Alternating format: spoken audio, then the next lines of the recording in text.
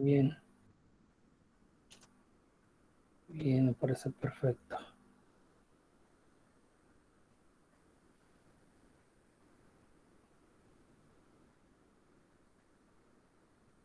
Ok, buenos días a todos. Tengo por aquí a Diego, ¿qué tal? Emilio, Rubén, Ana Sofía, Giovanni, Ernesto y Álvaro. Eh, bueno, pues hay muchas cosas que hablar de la novela, ¿cierto? Y de los cuentos, obviamente. Eh, bueno, primero quisiera saber cuál fue su recepción de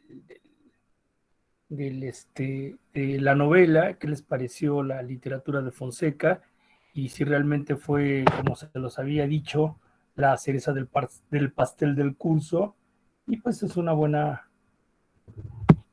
me parece a mí que era una buena manera de despedir el curso, ¿no?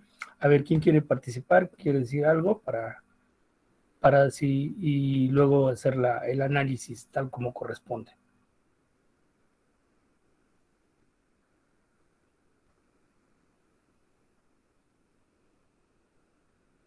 ¿Nadie?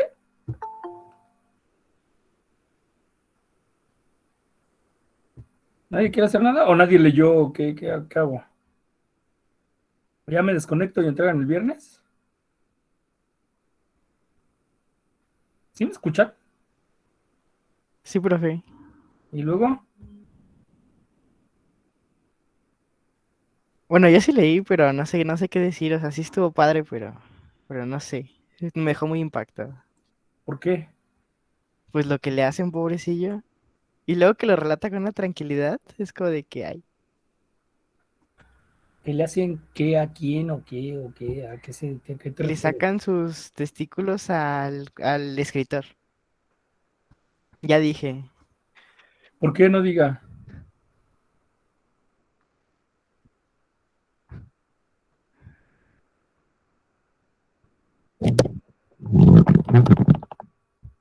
¿Nada más eso les gustó? ¿Qué? Anda, ¿qué les pasa? Dolor. Cuando dijo su pasado negro, yo creo que bueno, a mí fue lo que me gustó más. Ese capítulo. Ajá. Y por algo en español le pusieron pasado negro, ¿no? O sea, ese capítulo es así como que muy interesante para el desarrollo de la novela, obviamente. ¿Quién más? ¿Qué pasó con ese grupo? Ya nomás los dejé una semana y ya, ya valieron, ¿no? Ya de ser el grupo más participativo, ya. Sí, Elian. Pues algo interesante que me cautivó bastante de la lectura es el hecho de que las ubicaciones, los escenarios son muy específicos. De es en la calle tal, tal, tal. Y pues me intrigó mucho eso de las ubicaciones. Entonces, pues, mientras iba leyendo y estaba leyendo las direcciones, las escribía en Google Maps y pues ya las iba poniendo con un marcadorcito para ver qué tan lejos iban de un punto a otro y así. Entonces se me hizo pues curioso porque ya conozco más la ciudad de Río de Janeiro de forma indirecta, por lo menos las ubicaciones. Entonces, Claro. digamos que yo creo que fue de lo más interesante, aparte del resto de la trama, que realmente es lo que a uno lo deja pues intrigado, ¿no? De qué va a suceder, qué va a pasar con lo siguiente y así. Y el pasado Claro. negro, pues para mí yo también considero que fue de los mejores capítulos, ya que bueno, yo creo que en portugués tiene otro título, como usted ahorita Bufo y creo que nos Spallanzani. dice. Pues fue Spallanzani, que tiene que ver con lo que está escribiendo el escritor, ¿no? Sí. Entonces, pues que le pusieran pasado negro, pues fue más redundante en ese capítulo, ¿no? En todo lo que pasó antes a toda la historia principal, que también Claro. tiene que ver mucho. Y pues está bueno y digamos que pues si las ubicaciones te ayudan un poco a quedarte picado con la lectura y dices, pues viajó de tal punto a otro, ahora se regresó a donde estaba y así. Y me da risa porque también te ayuda un poco a imaginarte más las cosas de una forma más profunda, ¿no? Ya no te cuesta tanto si es que todavía no lo tienes. Muy bien. Muy bien. Y en general bueno, fue una probadita de la narrativa de Fonseca. ¿Qué te pareció?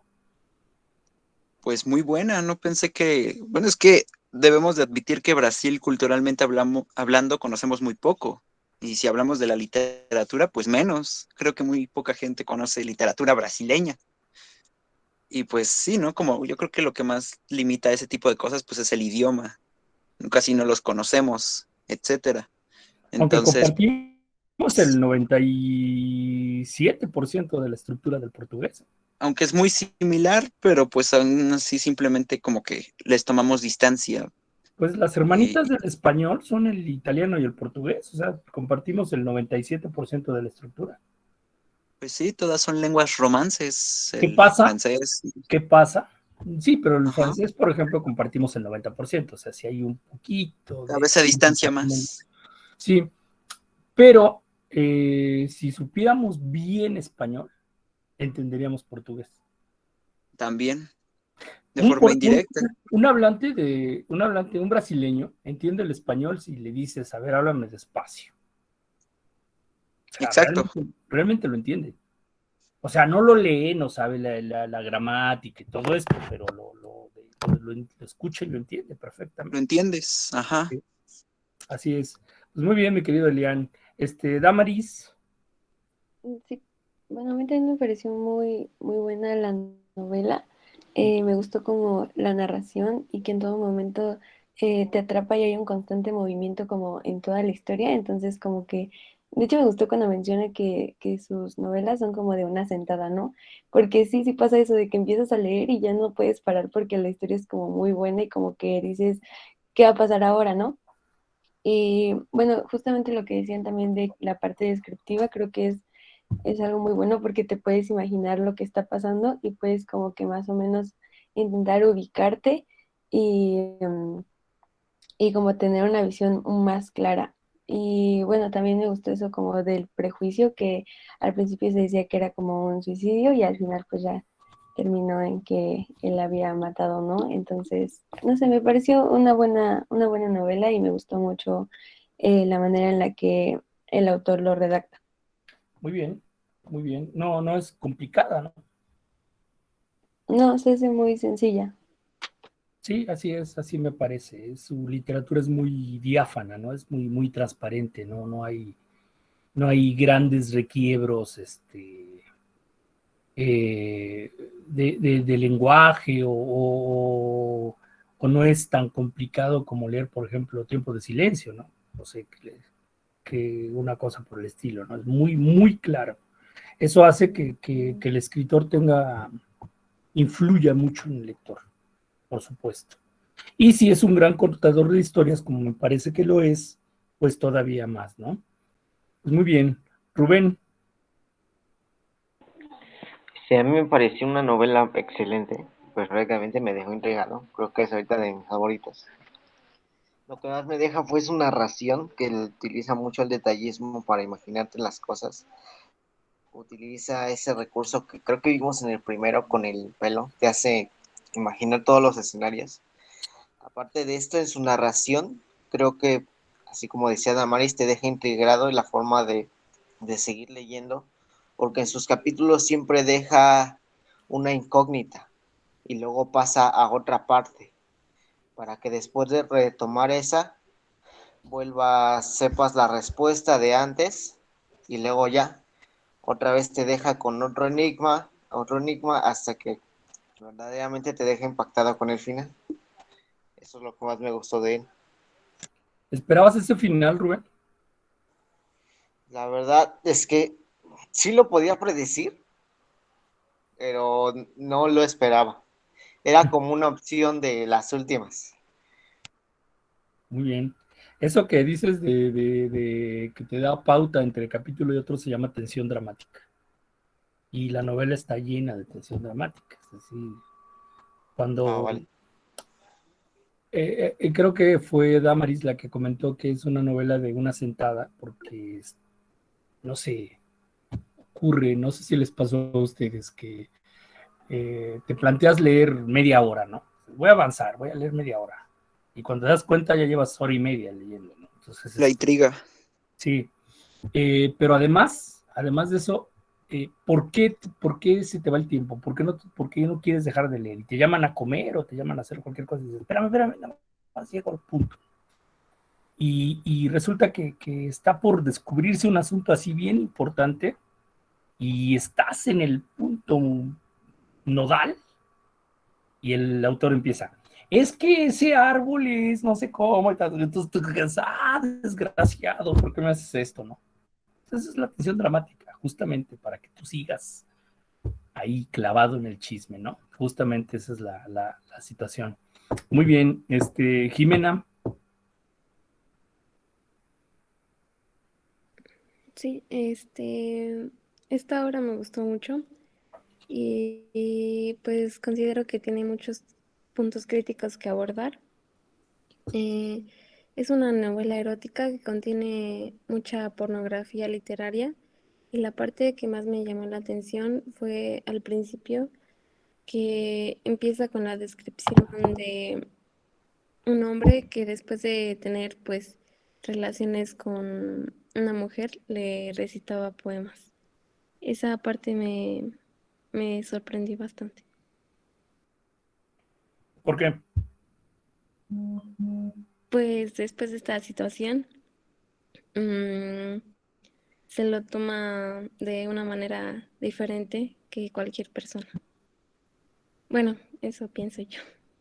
Nada más un detalle, dices que es una novela erótica, no es una novela erótica, no tiene nada de erotismo y tampoco es pornografía literaria. Yo les puse quiero aclarar de una vez esto, les puse un punto en donde está la pornografía como tal, pero ojo, no la pornografía que sirve para excitar, no se equivoquen. La pornografía, esta que no es de excitación sexual, quiere decir aquella en donde la descripción cruda no es no es agradable, no la sexual. O sea, la novela no es erótica porque no tiene ese elemento erótico, no lo hay. O sea, hacen el amor y punto. Además, no se detiene en descripciones. Lo dice de una manera directa porque pues esa es la forma del autor, o sea, así como mata, hace el amor. Entonces, no tiene ese tinte de erotismo, para nada. Más erótico, mucho más erótica ahora. Ahora, la pornografía es cuando tú, por ejemplo, cuando nos ponen en la noticia en una imagen de nota roja, por ejemplo, la mutilación en vivo. Eso es pornografía. Es decir, cuando ¿El es morbo? una cosa así terrible. No el morbo, no. El morbo es otra cosa y el morbo puede ser sexual. Sino lo que hace que voltees la cara. Por ejemplo, te repito, una mutilación. Ahora, por ejemplo, que anda esto del blog del narco, ¿no? A veces le encontré a un sobrino un video de estos y le dice que lo borraran. Pues, amenazándolo que lo iba a acusar con sus papás. Porque hay mutilaciones en vivo. Entonces, una masacre. Por ejemplo, ahora lo de la guerra, ¿no? Que hubiera ajusticiamientos en vivo, ¿no? O que le corten la cabeza a una persona. Eso es pornografía. Es decir, pornografía por lo explícito de la crueldad. ¿Sí? Entonces, a eso me refiero. Y lo hay. O sea, en el cuento del cobrador asistimos a una violación. No me imagino de qué otra manera podría ser una violación. O sea, el tipo que mata a una mujer embarazada. O sea, la crueldad, eso es lo que nos hace voltear la cara, no eres capaz de resistir, ¿no? No la pornografía que excita, esa no, esa es otra cosa. Tiene otro sentido y su única intención es que excitar, no sirve para otra cosa. ¿Sí? Y esa no nos interesa. O sea, que no tiene nada de interesante. Y le comentaba a Jimena que la novela no, para nada es erótica, no tiene nada de erotismo, ni siquiera intención de ser una descripción erótica, porque el erotismo es un arte. Una descripción sexual no tiene nada de erótico. Entonces, hay que ver esas dos vertientes. Es directo, porque el lenguaje y el estilo es completamente directo de Fonseca, así funciona. Entonces, nada más es ese pequeño detalle, ¿no? Y la cuestión de la pornografía es esto, lo que te incomoda, ¿sí? Entonces, por ejemplo, ahorita las imágenes de la guerra o lo del pan de cada día en nuestro país, ¿no? Las ejecuciones masivas, ¿no? ¿Cómo es posible que los periodistas se presten?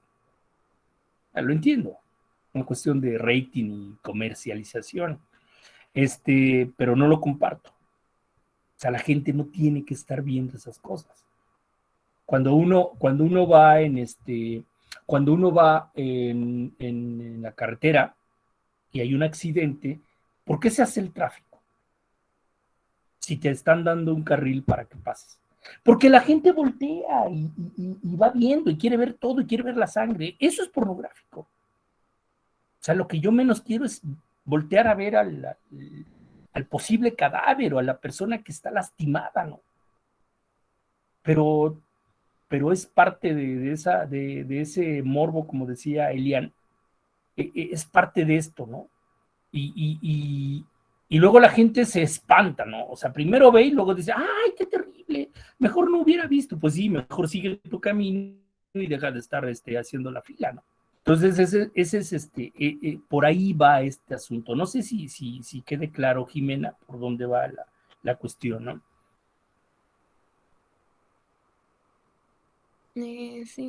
Sí. Creo que me confundí. No, está bien, o sea, está bien. Si no, ¿cuándo aprende uno? Obviamente, si no es de justamente, y qué bueno que lo digas, ¿no? Porque a ti te tocó decirlo, pero más de algunos seguramente tiene la misma idea.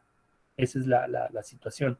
Muy bien, Dulquis, ¿dónde andas, Dulquis? Hola, profesor. Sí, Hola. me gustó mucho la obra, la verdad, sí. Y eso que la leí un poco a las prisas, pero sí me gustó mucho. Me gusta mucho la intriga que hay porque, por ejemplo, hay unas partes en donde quieres saber qué va a pasar, y resulta que te cambian el tema completamente y empieza a platicar de otra cosa igual importante, ¿no? Pero de lo demás que querías saber, te tienes que esperar varias páginas para saber lo que pasó. Y es, creo, algo que hace que el lector permanezca ahí, ¿no? También en el cambio de conclusiones, porque, por ejemplo, primero descubren una verdad, ¿no? No, que mató a esta persona, ¿no? Pero no puedes estar seguro de que realmente pasó, porque de repente te cambian totalmente las cosas. No, que en realidad pasó esto, y es como algo muy sorprendente. La forma también en la que se narra la obra me gustó mucho, porque es como escuchar un chismecito o algo así, porque es como alguien llega y te cuenta algo que le pasó y uno quiere seguir ahí chismoso y sabiendo todo lo que pasó y así. Creo que es parte de lo que me encantó realmente de esta obra. Muy bien, muy bien, muy bien. Luna, hoy nada más vamos a tener a una divinidad, la otra anda de vacaciones, o sea, ¿qué le pasa? Buenos días, profe. Por eso, Pues, dígame. gracias. Pues me pareció todo muy... Es que fue muy diferente a lo que estuvimos leyendo a lo largo del curso. Yo esperaba una novela así un poco más, o sea, complicada de leer y que tuviera una continuidad y eso. Y bueno, sí tiene continuidad, pero como estamos diciendo, está hablando de, no sé, de un posible culpable, por ejemplo, y de repente se desvía del tema y dices, pero, ¿por qué? Espera, dime primero, ¿no? Entonces, me encantó, a mí sí me encantó, porque pues fue diferente, como les digo, no fue complicada de leer, creo que fue incluso más, más fácil que la primera lectura que leímos, porque pues, te cuentan todo muy literal, pero no deja de haber cositas, ¿no? Entonces, está ese detalle de que es un poco más fácil de leer y que tiene esta constante intriga, ¿no? Pues de todo hizo me hizo como sentirme en una especie de, bueno, que sí es, ¿no? Un caso policial. Y pues sí, estuvo muy, muy bueno. Sí me gustó mucho. Muy bien, muy bien. ¿Te pareció la cereza del pastel? La verdad sí, porque pues fue inesperada. Yo, como le digo, me esperaba una novela parecida a lo que estábamos trabajando y no, es totalmente diferente. Muy bien, qué bien, mi querida Luna. Frida, Sí, profe. A mí me gustó mucho, o sea, yo en su momento pensé que no me iba a gustar porque no suelo leer ese género de ¿sí? policías y dije, ay, no me va a gustar, pero igual la tenía que leer. Y ya cuando la empecé a leer me atrapó, o sea, me gustó mucho como sus tintes humorísticos, sarcásticos, no sé, que me hicieron disfrutar mucho la lectura.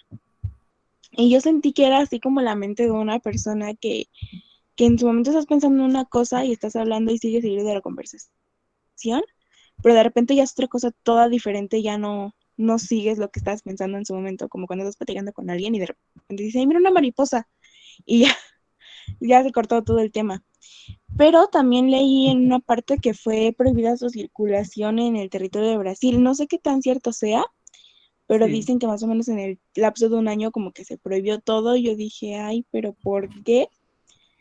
Pero creo que fue un buen cierre porque habíamos estado leyendo novelas muy complejas y siento que esta sería algo que yo leería sin estar en su clase. O sea, si yo lo leyera, si lo encontrara en alguna librería y viera, pues lo leería. O sea, creo que cualquiera podría leerlo y disfrutarlo perfectamente. Dice un alumno, este es el libro que necesito para regalar, porque quedas bien con todos, ¿no? Sí, efectivamente, Fonseca fue prohibido en Brasil, pero en un año, 17 años, para que veas. El Ministerio del Interior de Brasil en 1975, cuando se publicó Feliz Año Nuevo, donde vienen Corazones Solitarios y donde viene Paseo Nocturno parte 1 y 2, y generalmente dejó Feliz Año Nuevo, pero tuve una ponencia en Prepa 3, no, en Prepa 4 en diciembre, donde analizaron Feliz Año Nuevo y por eso no lo dejé esta vez. Entonces los cuentos de ese libro que se llama Feliz Año Nuevo fue prohibido porque el Ministerio del Interior dijo que con solo leer 3 líneas de Fonseca se daba cuenta, no tenía que leer más, que se daba cuenta de que era un pervertido, ¿no? Y este personaje no debería de estar en las librerías. Y fue prohibido ese y el siguiente libro, que es El Cobrador, que ustedes leyeron El Cobrador. Entonces, pues sí, tuvo muchos problemas por esa situación, pero claro, estamos en un tiempo, estamos hablando de los años 70, Por la donde dictadura, ¿no? sí, sí, efectivamente, pero estamos en un tiempo en donde además, si algo era prohibido, se leía por debajo del agua. O sea, había mercado negro, obviamente, y se conseguía a montones.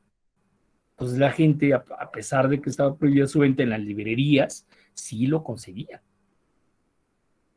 Eso hace que Fonseca empiece a tomar nombre no solo en Brasil, sino en América Latina. De hecho, el despegue de Fonseca fue a partir de la prohibición, o sea, fue más una propaganda que realmente la prohibición. Y miren, Fonseca nunca dijo nada. ¿Sí? Muy bien. Ahora les platico un poquito de la vida de Fonseca. Gabriela. Bueno, yo primero me gustaría comentar que por suerte encontré una versión, que es una versión digital, en la que aparte de traer un como resumen de Fonseca, o sea, sí, el autor, trae correcciones muy grandes porque sí sabía que en muchas ediciones traen un montón de errores de palabras que pues la verdad sí no entiendo por qué, que es porque portugués a español no se me hace tan difícil de traducir, pero tengo entendido que sí era muy común que tuvieran palabras que ni existen. O sea, por ejemplo, estaba la palabra alcohólatras. Y pues todavía yo siento que por eso fue más fácil que pudiera entender bien la obra y porque no es difícil. O sea, sí es bastante sencilla. y también trae una pequeña descripción, como la sinopsis al inicio. Entonces, desde que leí la sinopsis, sí vi muy probable algo como el final, porque en la sinopsis dice, encuentran un libro con una dedicatoria y todo esto, y después cuando pues empiezan a investigar, sí, lo vi como muy probable, o algo parecido, tal vez no exacto así, pero como dice que es novelista y todo esto, se me pasaron muchas teorías a la mente muy parecidas. Con esto que comentaban ahorita de lo pornográfico y todo eso, no creo que lo sea, no creo que tenga nada de esto, pero sí usa muy bien los contrastes. Por ejemplo, al final todavía hay una descripción un poco, pues hasta para muchos podría ser medio fuerte, porque está describiendo algo sobre sus pechos. Y se me hace que en realidad usa bastante bien los contrastes, porque con lo que pasa, no lo voy a decir por si a alguien se le arruina, con lo que pasa y sí se me hace muy bueno el contraste de te está haciendo toda esta descripción y de repente ¡pum! Entonces sí vi muchas cosas así. También me gusta la historia porque como está fácil de leer, sí te sientes como detective tú. O sea, hay cosas que obviamente el autor pone ahí para que tú te vayas dando cuenta, pero aún así cuando las lees y sospechas te sientes bien detective.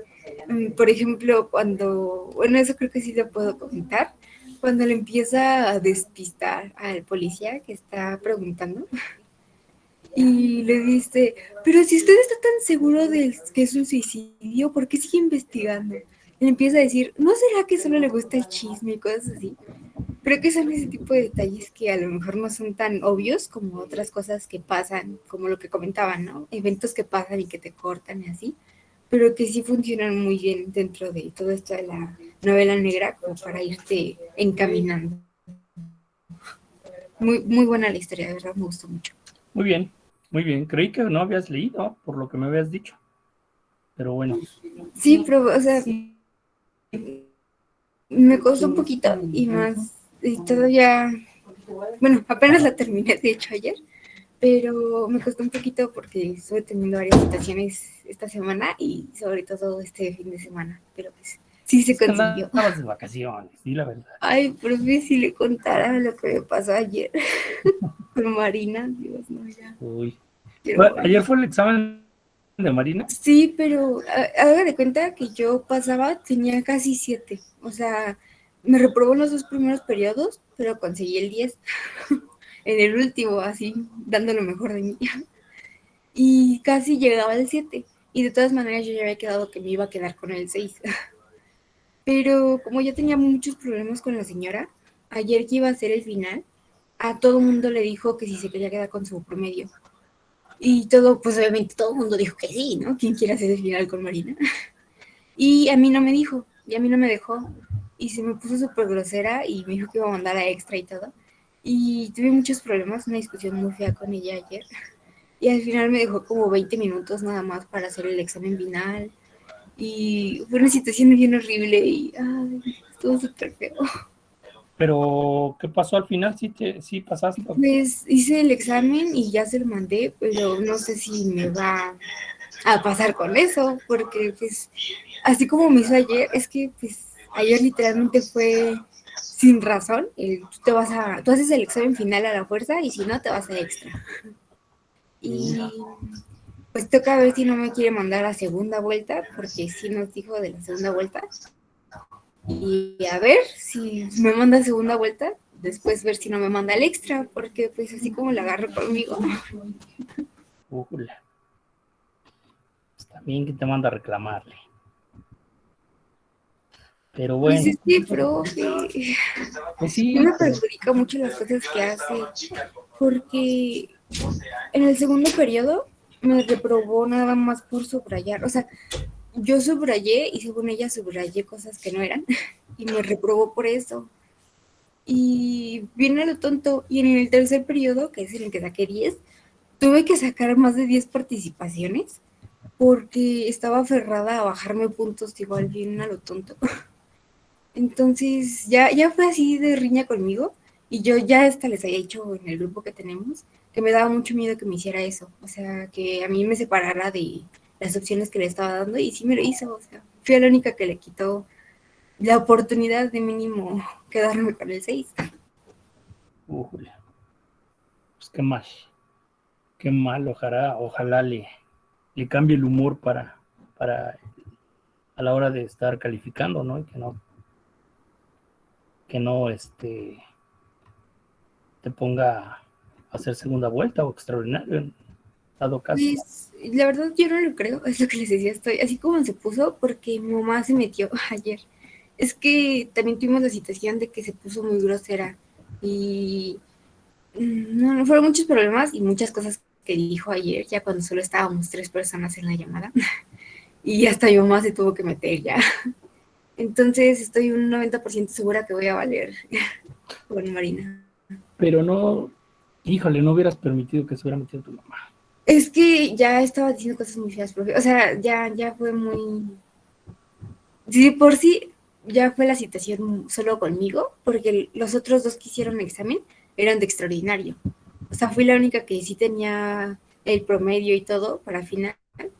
Y no, pues te digo, me hizo eso. Y después empezó a decirnos cosas muy feas. De hecho, es lo que estaba comentando ahorita Sebastián. El tiempo que estuvimos ahí, según resolviendo el examen, fueron gritos y fueron todo. Y ya nos había pedido varias cámaras, pero con las cámaras que teníamos no nos dejaban ni movernos. Así teníamos las manos sobre el cuaderno y si las quitabas te empezaba a decir te empezaba a gritar cosas muy feas. Eso estuvo muy, muy tenso y pues mi mamá ya ha visto cómo se dirige y las cosas que me ha dicho, entonces ya dijo, ya, ¿no? Entonces estoy un 90% segura que voy a tener que aplicar la segunda vuelta, un 50% segura que también me va a tronar en esa segunda vuelta, pero ya fue mucho desgaste con ella, entonces se pasa en extra. Pues ojalá. Bueno, pues ni modo, ni hablar. Ya lo que hiciste, ya lo hiciste y pues ahora a ver qué. Ojalá no sean tan graves las consecuencias, ¿no? Pues ni hablar. Pues qué pena, ¿no? Bueno, pues Giovanni nos escribió por aquí por el chat que dice que la obra de Fonseca ocupa un lugar privilegiado en la historia de la literatura hispanoamericana. Es muy atrevido, ácido, negro y salvajemente hábil para anunciar con las obras las problemáticas de su país.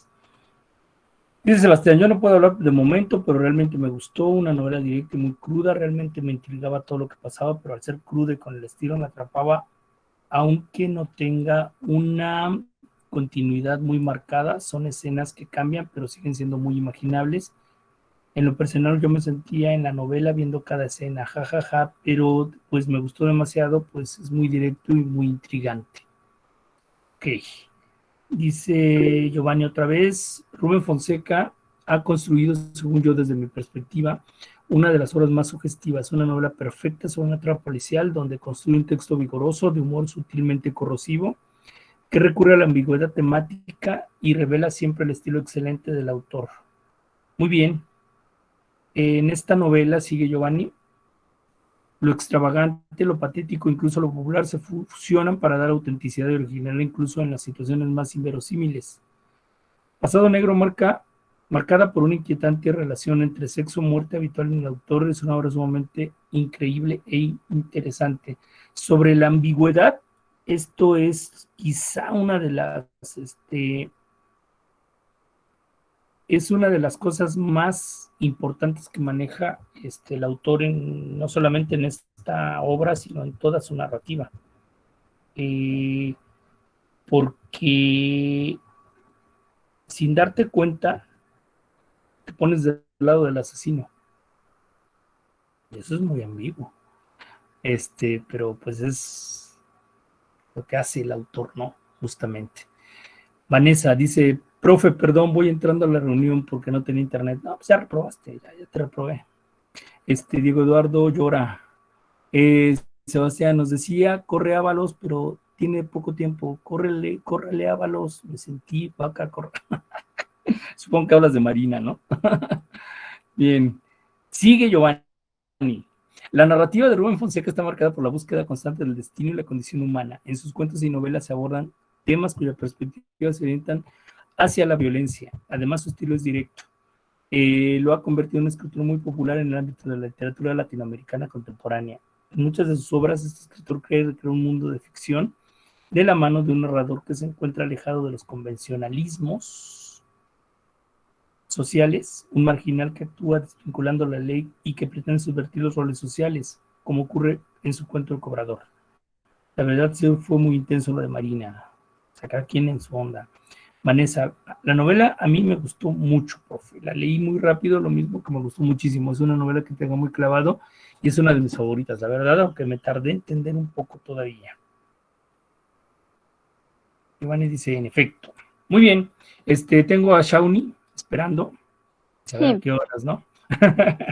Bueno, pues esta lectura se me hizo pues muy fácil de entender, no a comparación de otras, tal vez porque haya sido más descriptiva por todo o sea, como ya bien lo comentaban, decía cada cosa que iba pasando y la describían así, te hacía sentir como si estuvieras viviéndolo, como si estuvieras atravesando esas calles, viviendo lo que el autor quería que nosotros experimentáramos. Y pues el hecho de que haya sido más descriptiva lo hizo más fácil para mi comprensión, porque en otras, por ejemplo, la volví a leer y la volví a leer y no entendía nada. Pero ya ahorita, pues con todo lo descriptivo, pues ya se me hizo muy fácil de comprender y se me hizo una buena novela. Muy bien. Esto de descriptivo te refieres a que es muy sencillo, es decir, no sé, no descriptivo a la manera de los realistas, ¿no? Que te describían una puerta en 20 páginas, ¿no? No. Sino que no es tedioso. Sí, pero sí lo hacía concreto y te describía las cosas de una manera que le podías entender. Efectivamente. Muy bien, mi querida Shawnee. Ya los extraño, me chocan. Voy a cortar toda relación con ustedes. Bueno, dice Lian, lo más interesante de la lectura son los escenarios y la narrativa. Es curioso cómo ocupan ubicaciones reales si le das seguimiento a estas.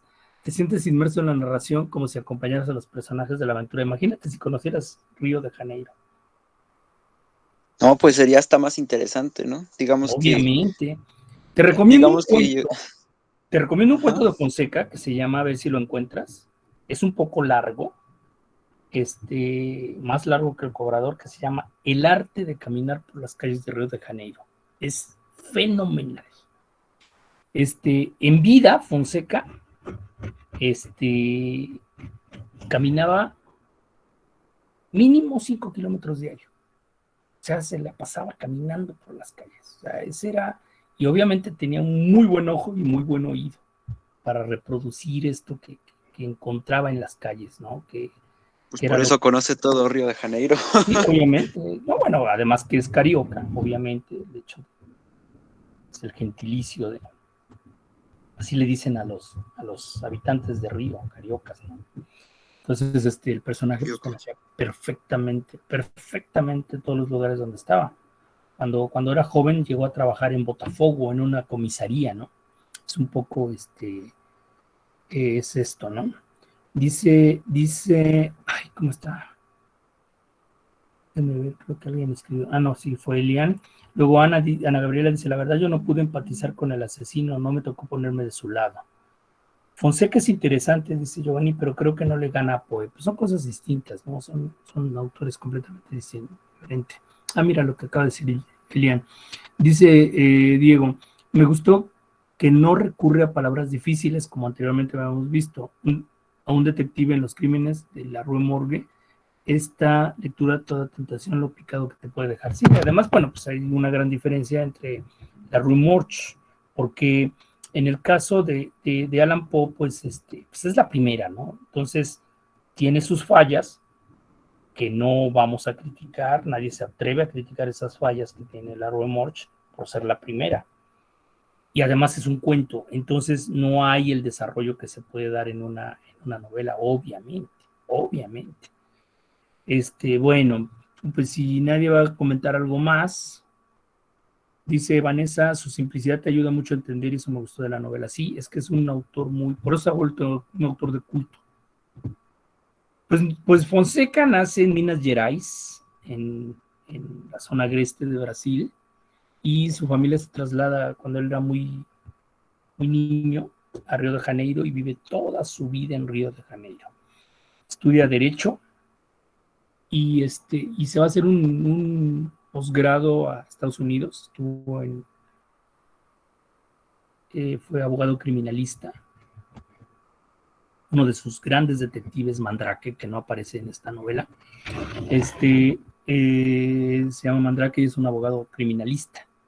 Hay varias novelas y cuentos donde aparece Mandrake. De hecho, hay un cuento que se llama Mandrake.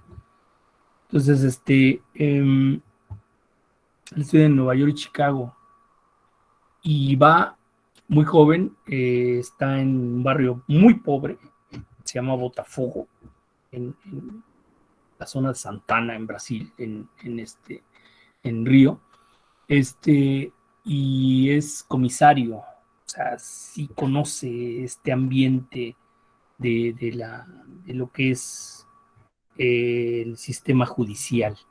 Pero, y llega a la literatura muy, muy grande, a los 38 años escribe su primer libro. Bueno, él nació en 1925 y publica Los Prisioneros, es un libro de cuentos en 1963, un año mítico para la literatura hispanoamericana. Fue el año de nacimiento del boom. Carlos Fuentes, Julio Cortázar, Vargas Llosa, García Márquez, Juan Carlos Onetti, los grandes escritores latinoamericanos. Pero Fonseca no se adhiere al movimiento. Además, el hecho de ser brasileño, pues sí impidió que estuviera ahí. Lo distancian. Sí, pero él nunca fue vedette. Nunca. Ahora te platico por qué. Entonces, escribe en el 65 escribe su segundo libro que se llama Collar del Perro. Traducción sí es así, sí. Valeria Ducao. Collar del Perro, y luego viene en el 67 Lucía McCartney. Y en el 71 publica su primer novela, que es El caso Morel, una novela exquisita, por cierto. Y Fonseca se empieza a hablar de él en 1975, cuando le prohíben esto que les comentaba, publica Feliz Año Nuevo y lo prohíben, lo sacan de librerías. 2 años después, en el 77, también prohíben El Cobrador. Cobrador va a tener un poco más suerte porque creo que Cobrador nada más dura 5 años fuera de librerías, mientras que Feliz Año Nuevo dura 17 años. Conoce hasta el 88, no, 87, una cosa así. Y bueno, la cuestión es la siguiente, que llegan los años 80. Y a pesar de que es censurado, Fonseca no dice nada. Nada. Es un autor que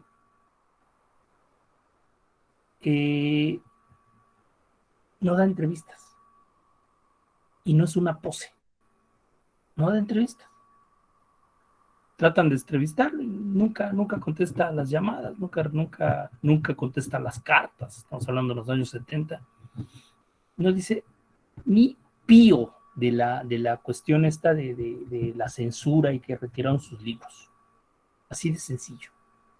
No es un vedette, como ocurre, por ejemplo, con García Márquez, Carlos Fuentes, Vargas Llosa, ¿no? Octavio Paz.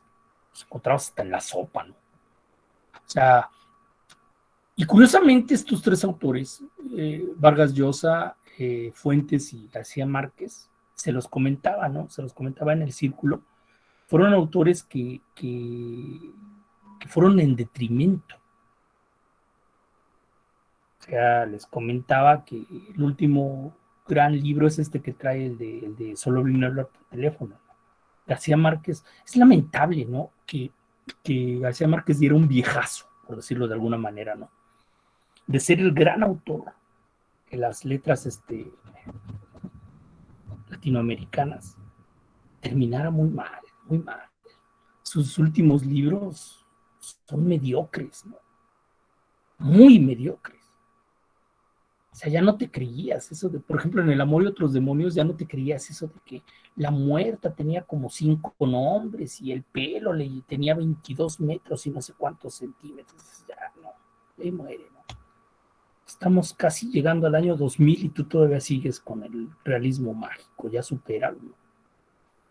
Y luego el último libro que escribió en el 2003, porque él terminó los últimos 4 o 5 años con demencia senil. Muy mal, terminó muy mal, ¿no? Qué lamentable que uno llegue a esa edad con esas enfermedades tan horribles, ¿no? Pero en el 2003 todavía alcanzó a escribir Memoria de mis putas tristes, que es una copia, una versión tropical de esa maravillosa novela llamada La casa de las bellas durmientes, ¿no? Una mala versión del japonés Kawabata y poco creíble. Y las nuevas generaciones están conociendo esos libros. O sea, ven cosas como el título, Memoria de mis putas tristes, y lo compran y dicen, ¡ay, ese es García Márquez! Entonces se olvidan de las grandes novelas, quitando 100 años de soledad, que se cocina aparte. Por ejemplo, los chavos ya no llegan a leer La mala hora, El otoño del patriarca, ¿no? Crónica de una muerte anunciada, Coronel no tiene quien escriba, ¿no? Entonces se olvida, ¿no? Sí, efectivamente, esa de Memoria de mis putas tristes, esa sí raya en el morboso. Efectivamente, muy bien visto, mi querida Ana Gabriela. Y lo mismo Vargas Llosa.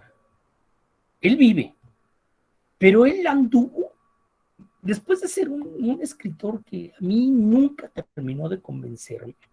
O sea, sí tiene buenas novelas, pero no me pegó tanto, no, yo prefiero otros autores, a mí no me pegó tanto. O sea, sí, yo reconozco buenas novelas, Conversación en la Catedral, Los Cachorros, La Guerra del Fin del Mundo, ¿no?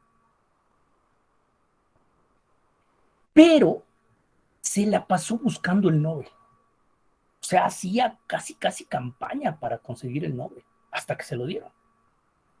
Digo, el Nobel hace años que ha bajado de nivel. Se lo dieron. Y el tipo pues escribe en revistas, periódicos, lo ves en entrevistas por donde quiera, ¿no? Entonces el personaje termina por ser engorroso. No por sus ideas políticas, eso no tiene nada que ver. Lo que importa es su literatura. Pero me tocó leer algo reciente de él, para un extraordinario hace un par de años, hace 3 años, que es Las travesuras de la niña mala. Malísima novela. De verdad, así. Mire que sin tratar de ponerme muy rudo, la verdad es que es una muy mala novela. Ya no me convence, ya no para nada. Carlos Fuentes se dedicó, por ejemplo, a hacer ensayos y el gran Carlos Fuentes de Aura, de Terra Nostra, de una familia lejana, de Zona Sagrada, de La región más transparente, ¿no? Estas enormes novelas, de verdad que hay que leer, ¿no? Le llegó sobre los años 90, desde la publicación de Cristóbal Nonato, El Naranjo, La Diana y todo esto, muy malas novelas también. Le bajaron muchísimo en calidad. Entonces, ustedes acaban de leer un cuento que Rubén Fonseca escribió en el 2019. Se publicó en noviembre del 2019, que es este es su último libro. Es el más reciente. Vean qué bonita portada. Y se llama, como el cuento que les dejé leer. ¿Ya lo vieron? ¿Sí o no? Ajá. Bueno, este es el último libro de Fonseca, que lo escribió 5 meses antes de su muerte. A los 94 años, a un mes de cumplir 95 años, murió.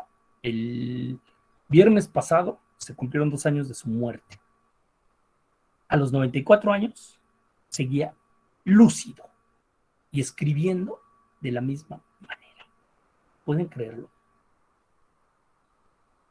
Entonces les comentaba esta situación de Fonseca, que él no era vedette como estos otros. ¿Sí? Una cosa rarísima en un escritor. Nunca se promovió, nunca asistió a las universidades a dar pláticas, jamás. Luego llegaron los años 80 y empezó a escribir novelas. Y escribió El Gran Arte. No, al revés. Sí, o sea, era un erudito, pero no lo presumía. A eso me refiero. Llegaron los años 90 y escribe en el 83 El Gran Arte, en el 85 Pasado Negro, en el 88 Grandes Emociones y Pensamientos Imperfectos, y en el 90 Agosto. Estructuralmente su mejor novela. Por gusto, Pasado Negro es su mejor novela, obviamente. Y los 90, le llegaron los 90. Y vamos a ubicar a Rubén Fonseca en el año 2003. En el 2003 Fonseca se convierte en un autor de culto. Las nuevas generaciones, ahí sí, donde agarras a Fonseca en cualquier momento de su historia, nunca te va a decepcionar. Nunca. Obviamente lo ideal, yo lo que recomendaría es empezar desde el principio, ¿no? Y cómo se desarrolla. Yo, por ejemplo, les dejé 2 cuentos, en realidad 3, con El Paseo Nocturno del 75, uno del 77, que es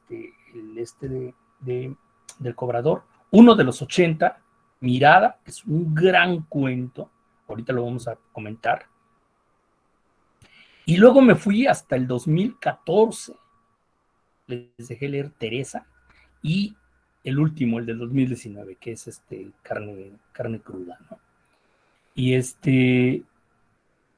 o sea, darle un espacio enorme a su cuentística, o sea, casi 50 años entre un cuento y otro, 40 y tantos, 45 casi, ¿no? Entre la escritura de uno y otro, y bien me pude ir hasta el 63, no había ningún problema, para que más o menos se dieran cuenta cómo estaba la situación de la narrativa de Fonseca a lo largo de este tiempo. Bueno, nos ubicamos en el 2003. ¿Por qué en el 2003? Porque en junio del 2003, la Academia Portuguesa de la Lengua le otorga el máximo galardón que hay en las letras portuguesas, el premio Luis Camões. Y se lo recibe en Lisboa. Entonces, ¿qué creen? Les estoy diciendo que él no da entrevistas y no da nada y tiene que ir a Lisboa. Pues manda a su hija. Manda a su hija con un papelito de este tamaño, donde escribió con puño y letra lo siguiente. Dice mi padre que muchas gracias. Agradece a la Academia Portuguesa de la Lengua. Él ha leído a Camões desde que era joven. Agradece, se siente, es un inmerecido premio el que le otorgan. Y muchas gracias. Y lo que quieran saber de su obra, está en sus libros. Punto. Entonces aquí se quedaron así como que, qué desprecio, ¿no? Qué ofensa a la Academia Portuguesa de la Lengua. Imagínense, ¿no? El premio Camões es como el premio Cervantes, el premio más grande que se da en la lengua española. Lo han ganado ni siquiera los mejores, pero sí lo mejorcito, ¿no? Salvo algunas contadas Helenas Poniatowskas. Excepciones, se ha dado a lo mejor, ¿no? En fin. Entonces están enojadísimos, ¿no? Con Fonseca, ¿cómo nos hace este desprecio tan enorme, ¿no? Y luego, a finales de septiembre, exactamente el 29 de septiembre de 2003, se anuncia al ganador del Premio Internacional de Juan Rulfo, de lengua iberoamericana y del Caribe, premio más importante que da México en el marco de la Feria Internacional del Libro de Guadalajara, que se entrega en noviembre, a finales de noviembre, y le toca a Rubén Fonseca. Pues imagínate. Y para sorpresa de pocos y extraños, Fonseca viene a Guadalajara. ¡Sas! ¿Qué le pasa? Y no solo viene a Guadalajara, sino que se reúne con estudiantes en el Paraninfo de la Universidad de Guadalajara durante 40 minutos, y pues obviamente lo atacan a preguntas, lo abordan. Y él muy amable contesta, ¿no? Esta fotografía, por cierto, pertenece a esta otra versión que hizo Cali Arena, una nueva versión de Bufo y Spallanzani. Y esta fotografía es de ese momento, cuando vino en el 2003 al Paraninfo. Por cierto, yo me colé a esa conferencia. Entonces, pues obviamente, en Brasil, en Portugal, en el resto de América Latina, dicen, ¿por qué México? O sea, ¿por qué ahí? ¿Qué les dieron? ¿Qué le dieron los mexicanos que fue a México y tuvo una reunión, ¿no? La única entrevista que hay en su vida. Bueno, hay una como del 65 que está perdida en un periódico de Niterói, me parece, de una entrevista así perdidísima, que hoy es una joya, y esa de Guadalajara son las únicas entrevistas en vida que puedes encontrar. Busquen en internet y van a ver que no hay nada de Fonseca. Hablan de Fonseca, pero que sea de Fonseca, no. Y entonces, en Brasil están molestísimos, en Portugal también. Dicen, ¿por qué no en Argentina? ¿Por qué no en Colombia? ¿En Perú? ¿En Venezuela? ¿Por qué en México? Entonces el personaje empieza a hacerse un autor de culto. Empiezan a conocerse ya de manera masiva, ¿no? Y empiezan a escasear sus obras. Obviamente, por eso le decía a Diego, contaste una joya, ¿no? Una joya perdida, ¿no? Este que tiene Diego, ¿no? Que es el sapo. Por ahí saben por qué el sapo. Y pues nada, ahí está don Fonseca. Sigo escribiendo. Cada año, cada 2, sacaba un libro. A veces una novela, a veces cuentos. Así. Hasta llegar a 2019, que fue su última obra. Y pues el 15 de abril del año 2020, justamente cuando empezaba la pandemia, estaba también revisando esta misma novela con los chicos que hoy salieron de quinto, los compañeros de Yara, aunque Yara no era mi alumna, los compañeros de Yara, pues los chavos sí, los compañeros de Yara, estaban leyendo la novela y ellos me enteraron de que se había muerto Fonseca. Yo no me había enterado y me mandaron un mensaje. Oiga, profesor, me dicen, el autor que nos dejó leer no se acaba de morir. Yo dije, no sé, déjame ver, ¿no? Inmediatamente revisé, pues sí, efectivamente acaba de morir. Él cumplía 95 años el 11 de mayo. Se murió el 15 de abril, a menos de un mes de cumplir los 95, ¿sí? Tienes una joyita, cuídala bastante. Y pues ahí está don Rubén Fonseca. En el 2006, todavía para colmo de todos, hicieron una película basada en 3 cuentos que se llamó El Cobrador, del realizador mexicano Renato Leduc. Pero no le hace tanto, no le hace tanto homenaje, o sea, no, como que no les quedó la película. Y vuelve a venir a Guadalajara. Entonces ya dicen el colmo, ¿no? Ya vete a vivir a México, no sé, ya les choca, ¿no? En el 2016 o 17, me parece, en Leblon, en el barrio más exclusivo de Río de Janeiro, donde están las playas de Copacabana y Ipanema, inauguraron una biblioteca que tiene su nombre. Entonces, él asistió, pero no permitió que lo entrevistaran. O sea, se acercaban los reporteros y no contestaba. Y la gente le preguntaba cosas, o sea, la gente que asistió a la inauguración, y a ellos sí les contestaba. Hay imágenes de que está hablando así con la gente, pero no con los reporteros. Entonces era un hermético total. Yo conozco, mi asesor de tesis lo conoció, porque debo decirle que mi tesis fue sobre esta novela, obviamente. Y mi asesor de tesis lo conoció, Romeo Tello, lo conoció, fue a su casa, y por eso sé que el personaje caminaba, hacía ejercicio en la playa y todo esto, por eso vivió tanto tiempo. Y decía que era un autor rarísimo, pero muy raro. Imagínense, yo veo 3 ejes temáticos en toda la narrativa de Fonseca, que obviamente he leído todo, ¿sí? Y este primer diálogo que mantiene Gustavo Flavio con Minolta en la cama, esta primera línea, en donde dice: has hecho de mí un sátiro y un hambrón, y por eso me gustaría agarrar tus espaldas como bufo, etcétera, etcétera. ¿Sí? Este diálogo lo dice en la cama, y ahí mismo termina la novela. O sea, la novela hace un círculo perfecto. No sé si se dieron cuenta de eso.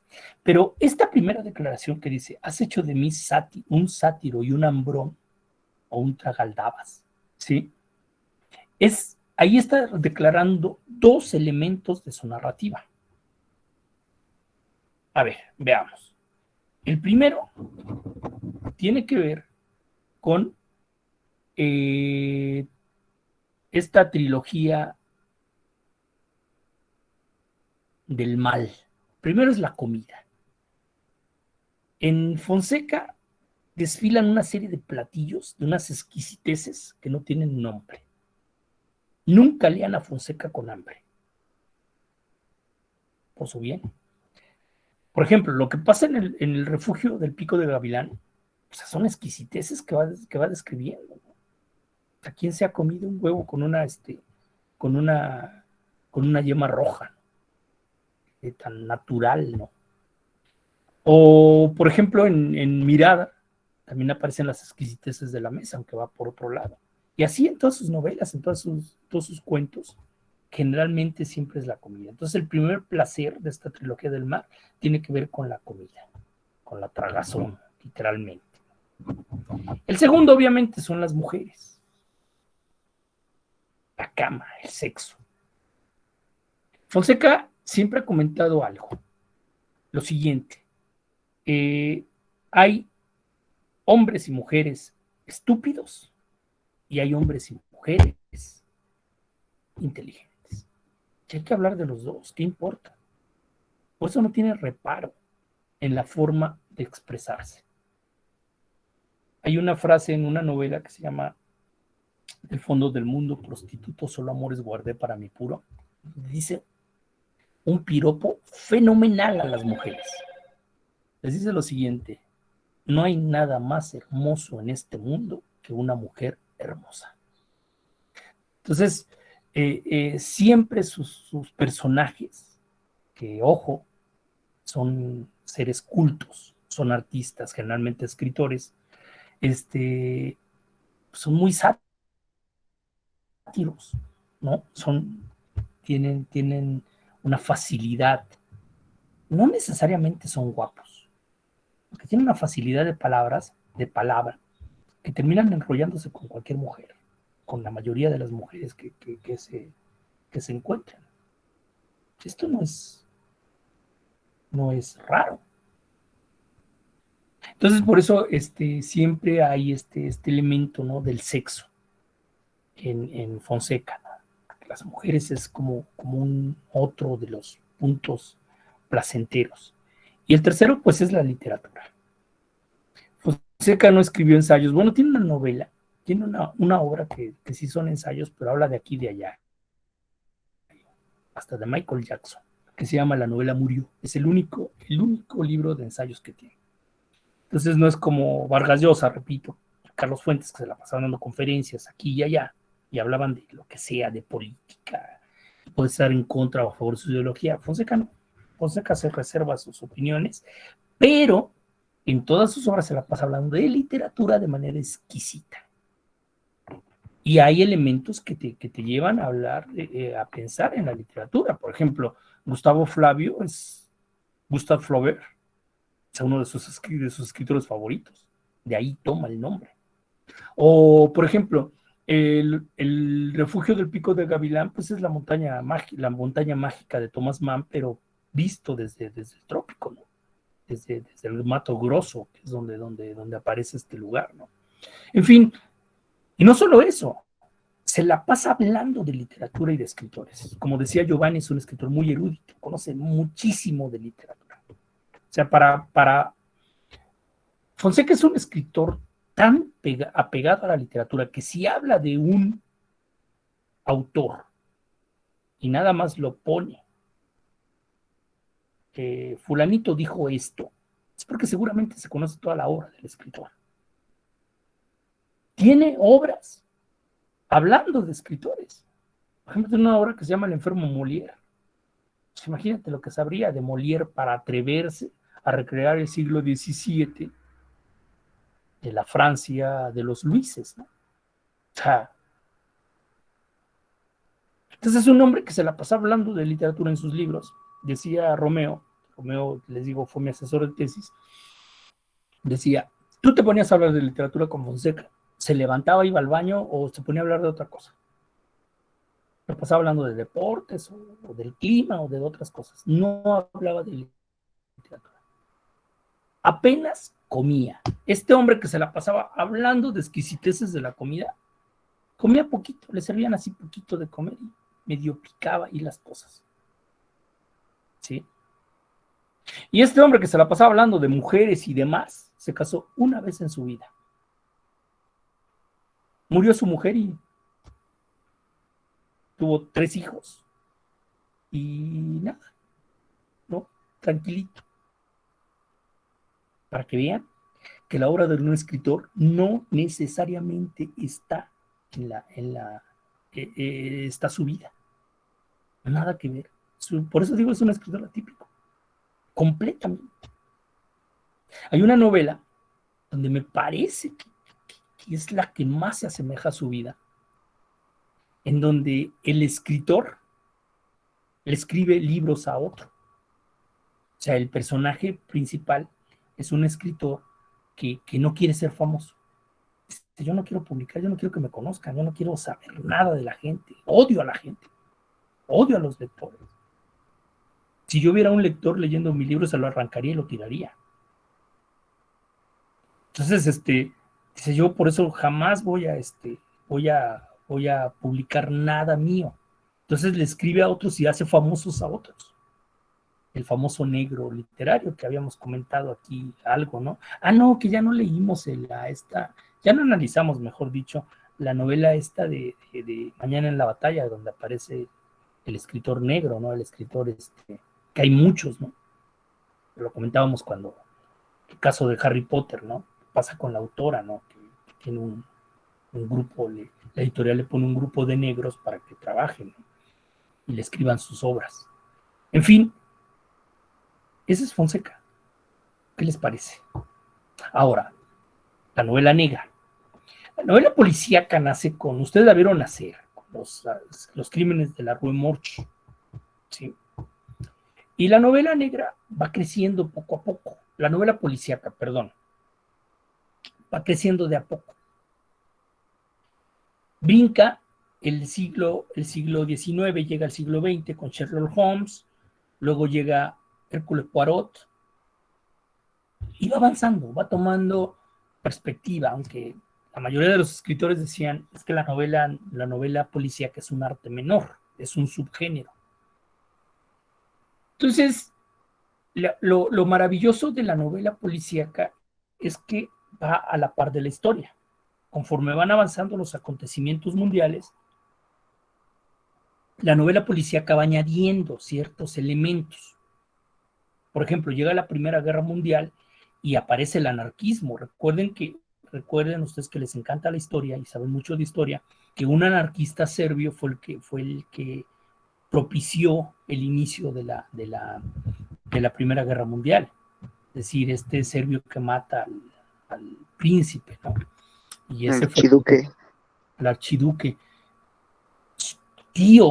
sobrino de Maximiliano, por cierto. Entonces el anarquismo se mete en la novela policíaca. Entonces,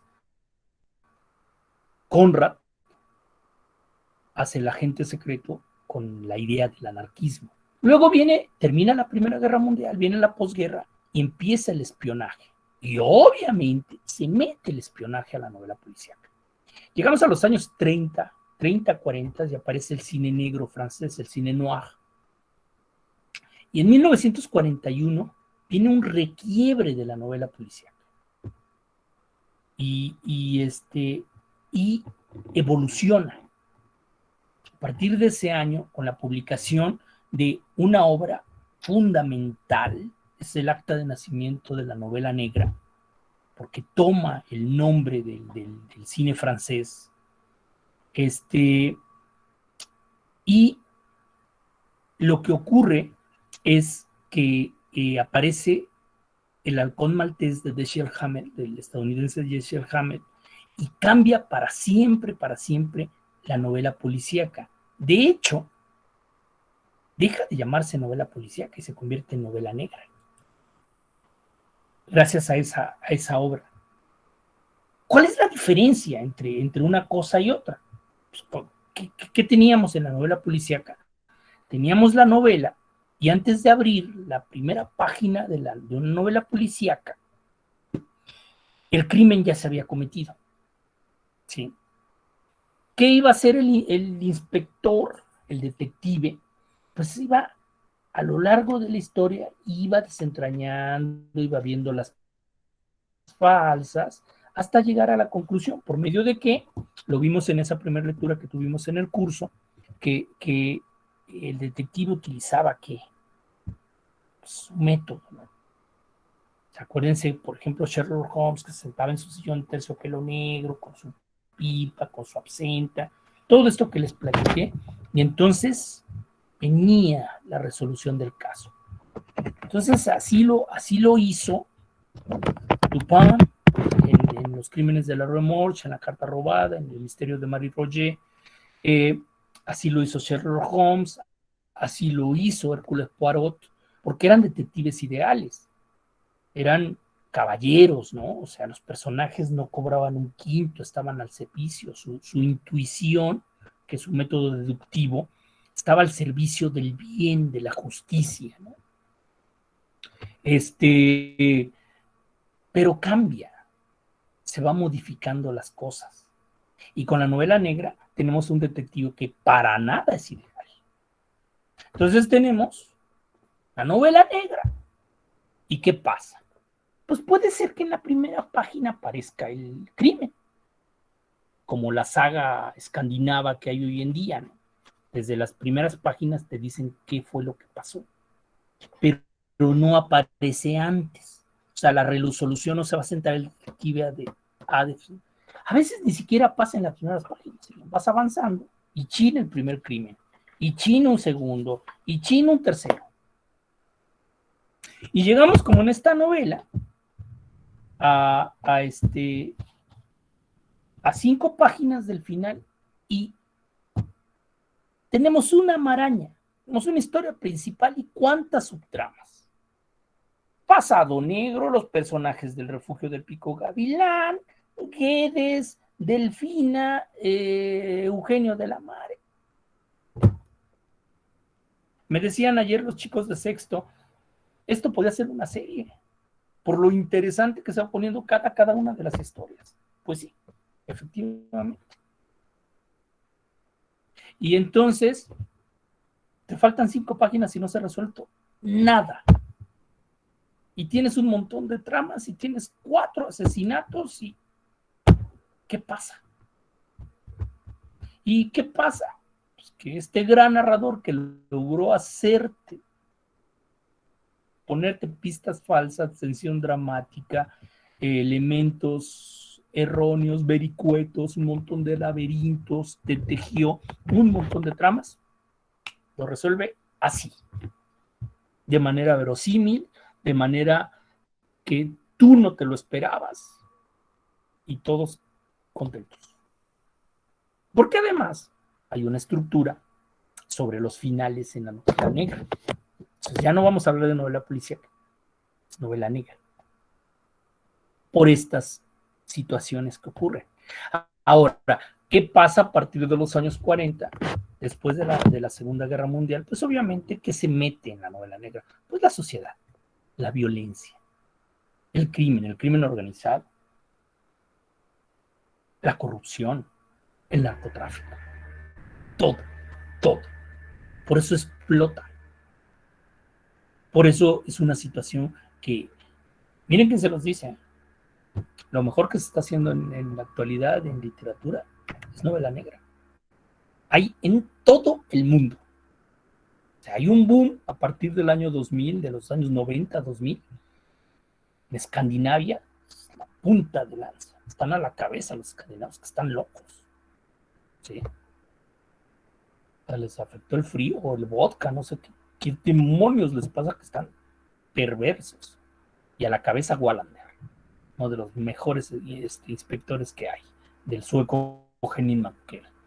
Muchas sagas. Hay escritores irlandeses, ingleses, franceses, portugueses, españoles, mexicanos, argentinos, cubanos, estadounidenses, canadienses. Bueno, me he encontrado japoneses, chinos, me he encontrado escritores de Singapur, de Mongolia, australianos, bueno, de todo lo que quieras, griegos, italianos. Yo sigo dos series italianas, una griega, una belga, o sea, porque dan para mucho. Estoy siguiendo una serie de un escritor irlandés, se llama John Connolly, su detective es Charlie Parker, como el famosísimo saxofonista negro Beard, Charlie Parker, así. El personaje es irlandés, vive la mitad del tiempo en Maine, Estados Unidos, y su saga es sobre esa zona de Maine, Estados Unidos. Y bueno, yo tengo 17 novelas. Ya no he seguido, digo, por la pandemia no he comprado las últimas, van 22, o sea, ya me atrasé. Nada más para que se den una idea de cuánto. Una escritora gringa, Patricia Cranwell, que lleva, creo, 25 novelas. Creo que voy en la 4. Y así, sagas. Una saga de un noruego, buenísimo, John Nesbo. Una saga de una escritora sueca, guapísima, que se llama Camilla Lackberg. O sea, y de todo. La novela negra es un verdadero boom. Por donde quiera aparece. Y todos hablando de cuestiones. Hombre, el cobrador es un aprendiz a comparación de los locos que hay hoy en día. ¿Qué les parece? ¿Qué les parece esta idea de la novela negra? Son sagas y te enrollas en ello. No solamente te pasa como con Fonseca, que no puedes dejar de leer la novela, sino que ya no puedes dejar de leer las series. Estás esperando la siguiente novela. Así de fuerte está el asunto. O sea, y van a las estructuras más terribles de la sociedad. De verdad, o sea, la gente está loca. ¿Qué le pasó a nuestro mundo? Entonces, los escritores de novela negra lo único que hacen, Fonseca lo único que hace, es describir. Qué equivocado estaba el Ministerio del Interior en 1975 cuando dijo, este es un pervertido. No, es la sociedad la que está pervertida. Un artista lo que hace solamente es denunciar. Malaya el artista, y recuerden a Román, el de nada. Malaya el artista que no escuche esto que dice Fonseca. Vean lo que dice cuando empieza el capítulo de los personajes del Pico del Gavilán. Me voy a permitir leerles esta parte.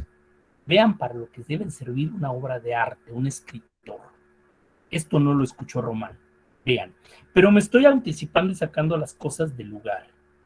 Y los escritores detestamos la confusión y el desorden.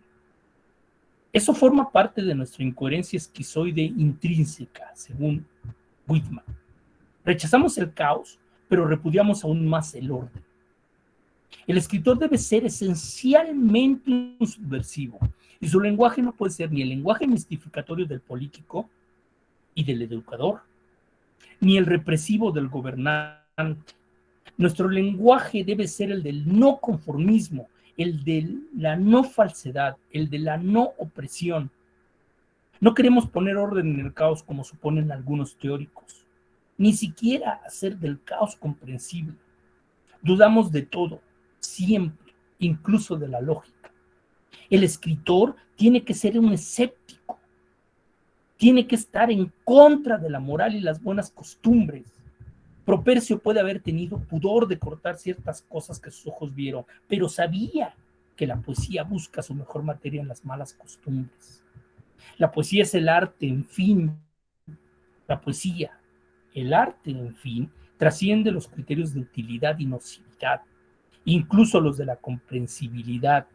Todo lenguaje muy inteligible es mentiroso. Estoy diciendo esto hoy, pero no de seguro que dentro de un mes crea que en esta o en otra afirmación, pues tengo la buena cualidad de la incoherencia. O sea, esto no lo leyó Román, obviamente. Esto es contrario a sus acciones de Román. Aquel artista que se dejó comprar por unos cuantos billetes. El lenguaje de un escritor no debe de ser el lenguaje del político, el lenguaje mistificatorio del gobernante, ni del educador, y debe de ser del no conformismo, debe de ser un escéptico, debe de estar siempre en contra de todo, debe ser neutral, debe de denunciar. A eso se dedica el intelectual. Eso es un artista. No estos aplaudidores. No sé, hay un país donde ganó por primera vez la disque llamada oposición, y otrora buenos intelectuales que escribían en revistas y periódicos y atacaban al gobierno, ahora aplauden al gobierno. Están traicionando la esencia de lo que debe de ser un intelectual.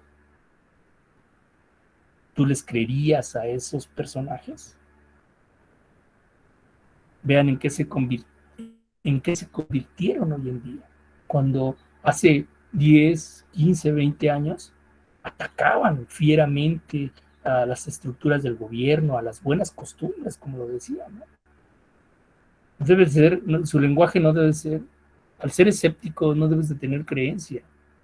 Entonces, si tienes creencia, pues allá tú y tu privacidad, pero no debes de demostrarlo. Esa es la idea. Entonces, vean la clase de pensamiento que te deja la novela después de leer esto. ¿Se acuerdan de ese punto de la cuestión filosófica? ¿Sí? ¿Estás de acuerdo con el escritor o estás en contra? Entonces, esa es la idea, ¿no? Ahora, esa es la sensación que nos deja una novela como esta. ¿Qué es lo que tenemos que aprender? Justamente eso. Esa es la característica de lo que tendría un artista. Para eso sirve la obra de arte, para eso sirve la literatura. ¿Sí? Más allá de entretener y pasar un buen rato. Si le dedicaste algún tiempo, tiene que servir para algo ese tiempo. Ahora, veamos los cuentos. La violencia en su máxima expresión, en su gran degradación, que no tiene que ver con la pobreza ni con el nivel de estudios. No nos equivoquemos. ¿Qué pasa con el personaje de Paseo Nocturno? Es un millonario que llega a su casa Su hijo le pide dinero, su hija le pide dinero. Es un banco, ¿no? La esposa no le pide dinero porque pues tiene las tarjetas, tiene el dinero libre. Entonces sale a dar un paseo en su jaguar, que es la extensión de su poder, de su cartera. Ese personaje mata a la primera persona que se atraviesa. O sea, no tiene que ver con el dinero. Tenemos el gen de la violencia impregnado en nosotros. Y tampoco tiene que ver con y tampoco tiene que ver con el nivel de estudios. En Mirada tenemos a un intelectual, tipo que escribe poesía, que, ojo con las obsesiones, aquí como un eje temático, que es un vegetariano. Come todos los días soufflé de espinacas, qué asco. Digo, qué nutritivo. Pero se está muriendo de hambre y se está muriendo de anemia. Entonces un día se desmaya y acude al médico. Entonces el médico le dice, a ver, es que lo que usted necesita son vitaminas, está todo flaco y todo menso, ¿no? Vamos, yo lo voy a llevar a un restaurante. ¿Ha probado la trucha? Dice, no, ¿qué es eso? No? Pues venga. Entonces, el restaurante tiene la cualidad de que están los acuarios, ¿no? Y las truchas ahí. La mirada fija de la trucha. Entonces el personaje ve cómo pescan la trucha y cómo te la guisan, y la mirada de la trucha que no se pierde. No tiene párpado. Entonces prueba la exquisitez de lo que es ese pescado que me parece se lo asan, ¿no? Se lo ponen a las brasas, no sé cómo lo preparan. Le gusta. Entonces, pues va en otro momento a comer trucha y pues la trucha, pues lógico, ya está pescada, ya está muerta. Y eso no le parece bueno, ¿no? Entonces dice, pues hay otra carne, claro que hay más carne. Está el conejo. Entonces él aprende a guisar el conejo porque también le parece una carne sabrosa. Pero resulta que cuando él agarra al conejo vivo y lo va a degollar, el conejo tiene la mirada huidiza, no la pone fija. Y es lo que quiere es ver, que lo vean. Y ¿y qué pasa? Pues como que el conejo no le atrae tanto. Y pues va subiendo, ¿no? Trucha, conejo y luego sigue cabrito. Entonces agarra un cabrito y lo ve, ¿no? Lo deshuella. Además hay una escena bastante terrible, ¿no? Que está en el baño desnudo entre la sangre del cabrito y al final lo que dice, híjole, creo que esta tina del baño está muy pequeña, ¿no? Y ahí termina el cuento. ¿Qué sigue? ¿Qué sigue? ¿O quién sigue después del cabrito? Trucha, conejo, cabrito. ¿Qué escalón sigue? Díganmelo. ¿El ser humano? Efectivamente, mi querido Elian, una persona, dice Diego. Así es. ¿Qué tal? ¿Necesitas violencia? Como la del cobrador, la violencia visceral. No. Ya te imaginaste lo que va a hacer el personaje. Agarrar a una persona y mírame. Te voy a matar y te voy a comer. Aguas con las obsesiones. Ay, dice Diego, aguas con las obsesiones. Era vegetariano. ¿Y en qué termina? No somos así los seres humanos. No navegamos con bandera de tonto y terminamos siendo enormes asesinos. Una de sus grandes frases de Fonseca es, ¿cuál es la diferencia entre un asesino y nosotros? Es que el asesino jala del gatillo y nosotros no. O sea, somos iguales. Tenemos un gen de la violencia, por supuesto. ¿Cuál es la diferencia? Pues que el cobrador, fíjense cómo aparece la metáfora. En el cobrador, el personaje va al dentista, ¿sí? En la literatura, una persona que le falta un diente, o le faltan, mejor dicho, varias piezas de diente, significa la pobreza más extrema. Es un paupérrimo. Está jodido. Por mala alimentación, por cuidado, etcétera, etcétera. Eso es lo que Eso es lo que significa eso. Entonces la primera metáfora es que está en el dentista, y el dentista cuando le cobra, pues la agarra, ¿no? Visceralmente, la violencia en su máxima expresión. Así funciona. Y el personaje va matando a la gente. Mata a una mujer embarazada, viola a una persona. Bueno, la violación es in situ, así deben de ser las violaciones, ¿no? Las describe de una manera brutal, brutal. Y luego se consigue una novia. Y el personaje le gusta la poesía. Pero es violento. Violento en un extremo. Luego se consigue una novia bien tranquila, que es más violento que él, más violenta que él. Entonces, ¿qué pasa? Que la chica le dice, es que tú eres un romántico. ¿Por qué? Porque vas matando uno por uno. Qué flojera, ¿no? Eres de la antigua, de una tradición pasada, ¿no? Échales una bomba.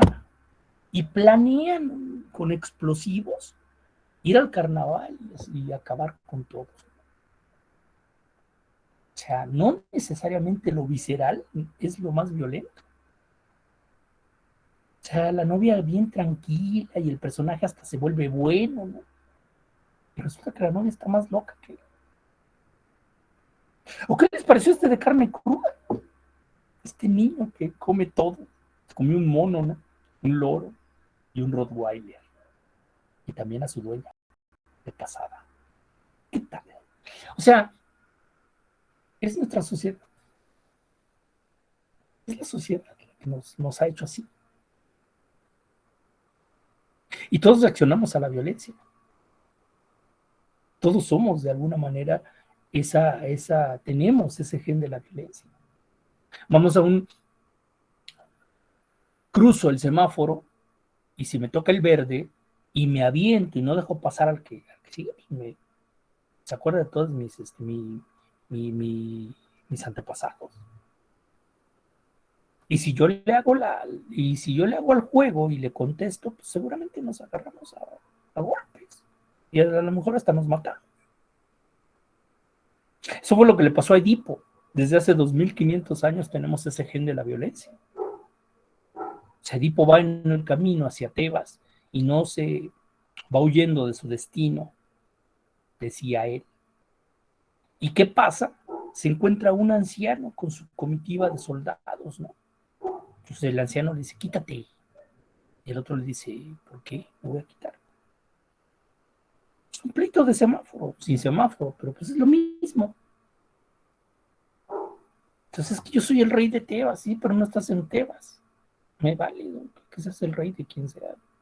Soy un caminante y si no pides bien las cosas no voy a quitar. Se arma la bronca, mata al rey sin saber que era su papá. Un pleito de semáforo.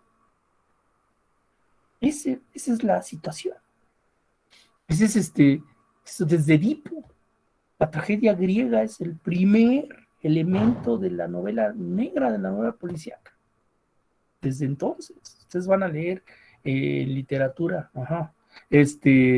tragedias griegas, ¿no? Bueno, si yo fuera su maestro, yo les dejaba leer tragedia griega, ¿no? Para que vean que desde entonces era una situación de crímenes. Sin embargo, si yo voy al semáforo y ya me toca pasar, pero se atraviesa un coche, le digo, pásale, no hay problema. Entonces, ¿cuánto me puedo tardar? ¿5 segundos? Y en esos 5 segundos cambia el otro personaje y en lugar de mentarme la madre o bajarse y golpearme, me dice, gracias, patrón. Y hasta me cierra el ojito y así. Wow. Qué cambio, ¿no? Pero no somos conscientes. ¿Qué hago? ¿Qué haría yo al bajarme y contestar a la agresión y que me golpeen? Porque pues, ni pelearse, ¿no? un chiste, ¿no? Se bajan el 3 en un chiste que no van a entender porque pues, entonces no tuvieron máquina de escribir mecánica. Entonces se bajan 3 en un pleito de semáforo y dicen, cálmense porque yo soy cinta negra, ¿no? Aguas. Ustedes saben si se avientan. Y el otro dice, sí, pero yo soy cinta roja y tengo tantos grados, ¿no? Entonces yo como no sabía qué hacer, dije, ¿qué cinta? Pues yo soy cinta Pelican. Y se suben los dos al coche y se van, ¿no? La cinta Pelican era con la que escribían, pero se oyó tan japonés el asunto que dijeron no, y muere, ¿no? Entonces esa es un poco esta circunstancia. Pero si yo contesto, si no les dejo pasar 5 segundos o 1 minuto que me hubiera tardado, pues ¿para qué me hubiera salido todo esto? ¿Qué caso tendría si no somos nosotros los que debemos de poner esta situación, este ejemplo? ¿Qué haría yo dando clases si no tengo la educación, si no tengo la paciencia de soportar a un tipo visceral que por 5 segundos va a costar hasta la vida, ¿no? Y no por eso, simplemente, ay, pásale, ¿cuál es tu problema? Seguramente vas a llegar tarde, te andas del baño, qué sé yo, ¿no? Pobre hombre, debe de estar muy urgido. Una cosa por el estilo, ¿no? Entonces, ese gen de la violencia que lo traemos inserto, que está así, somos una sociedad tan estresada, tan ansiosa, que vivimos con estas situaciones que nos llevan a reaccionar de cierta manera, con cierta perspectiva, y realmente, ¿qué nos está pasando?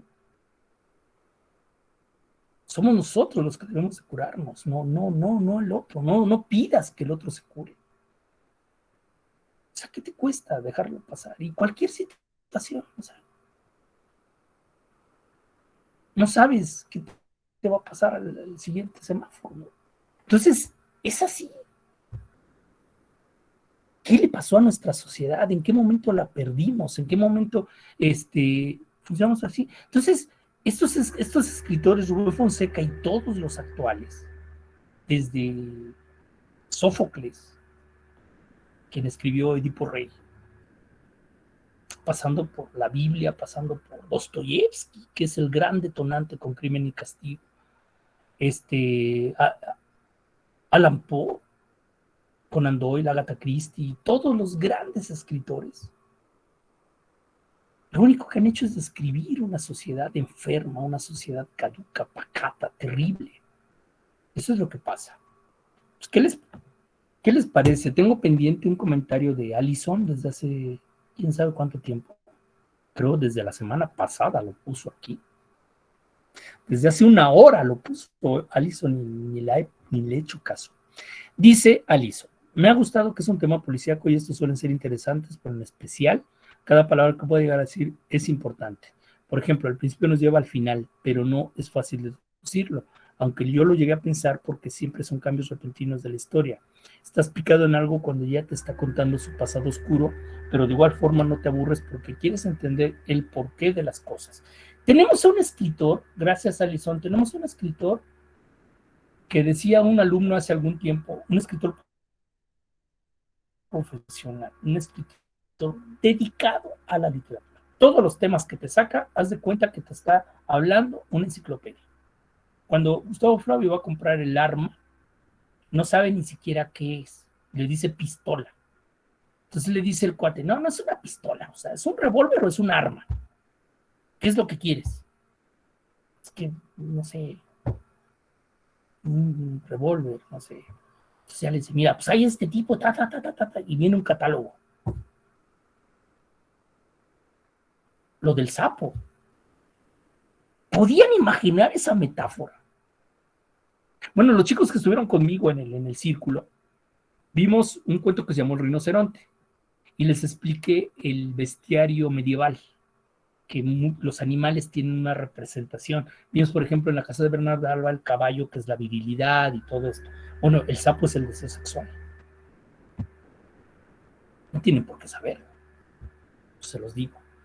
Pero también el sapo, recuerden que el abrazo del sapo, cuando hace este experimento que nos están contando, este experimento del abrazo en la cúpula, que le queman las extremidades, las patas al sapo y no suelta a la hembra. El instinto de preservación, lo que hacía Lázaro Spallanzani, ¿no? En el siglo XVIII. Y entonces, por eso los sapos sobrevivieron a los dinosaurios. Entonces tenemos un escritor encargado de ponerte toda la información. ¿Qué habrá detrás de este escritor? Es una erudición enorme. Entonces imagínate cuando habla de literatura. Te puede hablar de cualquier cosa. Entonces tenemos un montón de situaciones en la cual el escritor te va a proporcionar ciertos temas. El veneno del sapo, si hay un país con una representación a los anfibios, es Brasil. Pues ahí está la rana, la linguita ódgea, que es una rana azul con el veneno más potente en la naturaleza, ¿no? La mamba negra todavía te da 15 a 20 minutos para que te pongan el antídoto. Si esta rana te llega a infectar, llega a inocular el veneno, tarda 5 minutos en morirte. O sea, imagínate. Entonces, aparece todo. Ahora, otro de los temas, y voy con el final, es, por ejemplo, que en la novela negra lo que se persigue, el objeto perdido en la historia, el dinero, el asunto, la joya importante que se busca, siempre termina perdiéndose. O es falsa, o etcétera, etcétera. Aquí se está escribiendo una novela que se llama Buffo y Spallanzani. Una novela que empieza de manera maravillosa, ¿no? Magistral, recreando la vida de Lázaro Spallanzani. Gracias a Spallanzani, pues vienen los experimentos de Darwin y de Mendel. Digo, formó las bases de la evolución después de todo. Entonces, ¿qué termina por hacer? Tecleando dándole clic a la tecla de borrar, echando a perder la novela. Esa novela que fue la base de toda la obra. Metaliteratura, después de todo, etcétera, etcétera. ¿Sí? Y pues ahí está. Esto es lo que les puedo decir. No sé qué más. Dice, déjenme ver dónde me quedé. Imagínense, las personas más, que dice, las personas más dementes son las que no parecen. En efecto, lo que menos piensas. Hay una película, dice Vanessa, profe, que tiene esta misma trama. Se llama Raw y termina tétrica. La misma trama que Pasado Negro. Luego Diego pone un pelón cejón. No nos pasó la listita de vacaciones. ¿Qué listita? Alison se pone a llorar. No sé por qué. No. De la de carne cruda. Ah, estos que comen. Bueno, pues tenemos dos con esta circunstancia, ¿no? La de mirada y la de carne cruda. Carne cruda es más literal. Mirada todavía es más elaborado el asunto, ¿no? ¿Qué opinan? Se nos acaba el tiempo. Ahora sí se van a librar de mí. Los libros y películas que nos recomiendan. Claro, te los paso por el chat. Por cierto, ya voy a cerrar el chat, ¿eh? Ya, hoy se termina. Nada más a los que tengan su hojita de adopción. Y ya. Sí, claro que sí. Que quieras, no te preocupes. Como que te gustaría. Dice Luna, ¿por qué dices dos puntos? Pues porque ya se va a acabar. Es como Un A de tristeza. Ah, pero ¿por qué tristeza? Ya. Ponte contenta. En quinto vas a conocer otros maestros de literatura. No sé si maestro o maestra. Y te va a encantar más que esta clase. Pues sí, van a ver literatura universal, imagínate. Una amplia gama de la literatura, ¿no? En fin, preguntas, dudas, quejas. No, pues quejas no, ¿verdad? No sé, díganme algo. Ya terminamos. Estamos a 10 minutos de terminar. Así que si tienen algo que decirme, pues háganlo en este momento.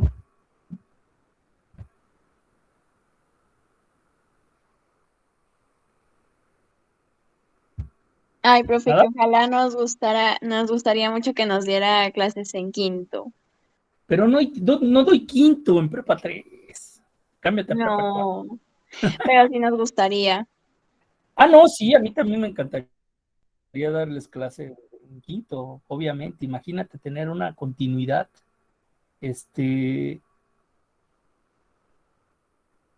Nada más te platico así brevemente una anécdota.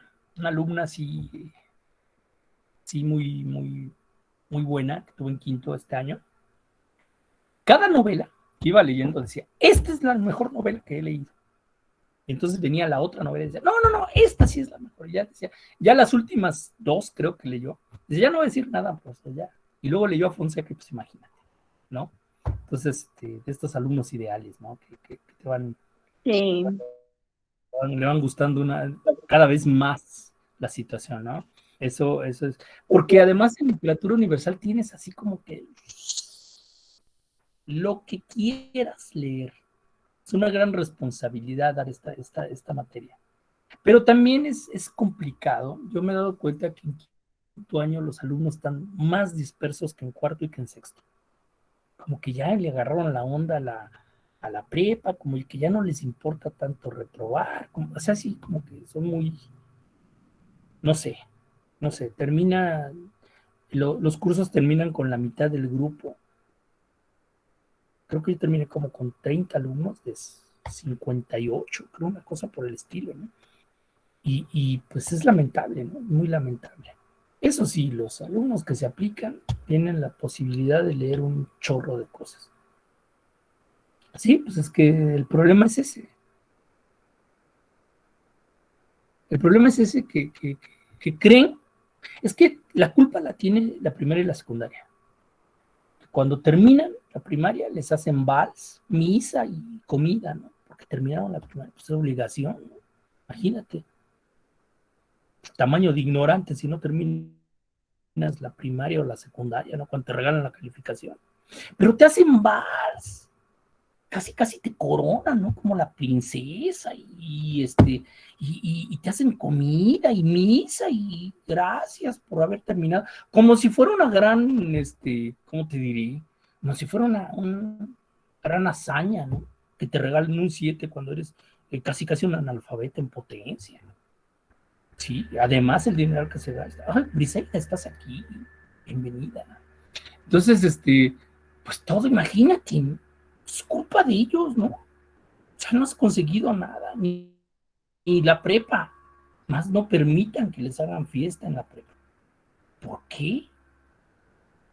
Hasta que termines la universidad, puede que te hagan una comidita y unos cuantos, ¿no? Y eso sí, sostienes tu tesis, ¿no?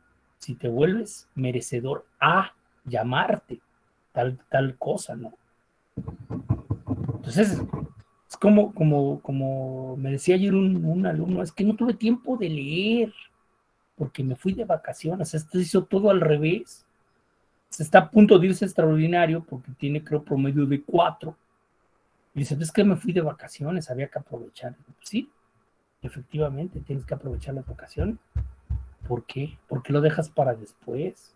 Dijo, ¿qué importa la escuela, no? Lo más importante son las vacaciones, por supuesto. O sea, te mereces las vacaciones. Ya pasaste todas tus materias, te las mereces, supongo, ¿no? Pero lo hacen todo al revés por culpa de la secundaria. por nombrarlos la princesa del vals. Entonces ese es el problema. No se la crean Acapulco, lo que sea, ¿no? Lo que sea, no importa que sea Acapulco, Chihuahua o Zihuatanejo, ¿qué importa? Es lo mismo. Entonces, no han conseguido nada, pero no les cabe en la cabezota. Les entra por aquí, les entra por acá. O sea, tápense un oído para que por lo menos se les quede, ¿no? Todo lleno y con calorones. Pues sí, te vas a llenar de chilangos, ¿no? Porque ahí encuentras chilangos hasta en la sopa, ¿no? Ese es lo que dicen los acapulqueños o los veracruzanos, ¿no? Que son las playas más cercanas. Dicen eso, nada. Que desde las 7 de la mañana está metido en la playa y son las 11 de la noche y no sale, pues chilango seguro. Sí, ya está, los ubican perfectamente. Pues sí, primero gánenselo, luego vemos, ¿no? Pero aquí somos al revés. La culpa la tiene mi generación, o sea, sus papás. Porque son igual que yo, así, primero dales el dinero y luego le pones el castigo. Debe ser al revés, ¿no? Primero gánate, condenado a Aragán, ¿no? ¿Sí? Imagínate mis hijos, si a ustedes les pongo 9, imagínate mis hijos. Hijos decían, mira papá, ya traigo 10. ¿Y qué quieres que te premie? Pues ¿te dedicas? ¿Qué? ¿Por qué crees que estoy trabajando para que tires el dinero? ¿De qué se trata? Ahora vamos a ver por qué sacaste 10. A lo mejor la maestra se equivocó, ¿no? Y que un día sí le encuentro un error en su examen de matemáticas. Pues mira, tienes un error. Yo no te hubiera puesto 10. Entonces ahí está la situación. Pero bueno, es que ¿por qué me hablas en inglés, Ana Gabriela? Dat, ti, y su ¿es latino? ¿Qué es eso? ¿Ves por qué te reprueban? Ese es el problema. Entonces, pues así es, chicos. ¿Qué significa eso? Nada, no me dicen nada. Ya están abandonando la reunión. Dicen, ya mejor me voy.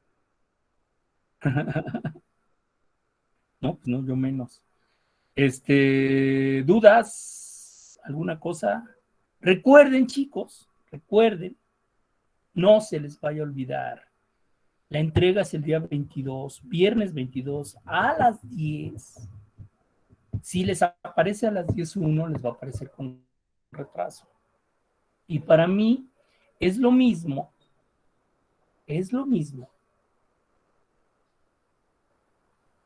1 minuto, 1 hora, 5 horas, 2 días, 3 días, 20 días. Es lo mismo. Es retrasado. Y no lo voy a abrir. Así que no le jueguen al equilibrista en la cuerda.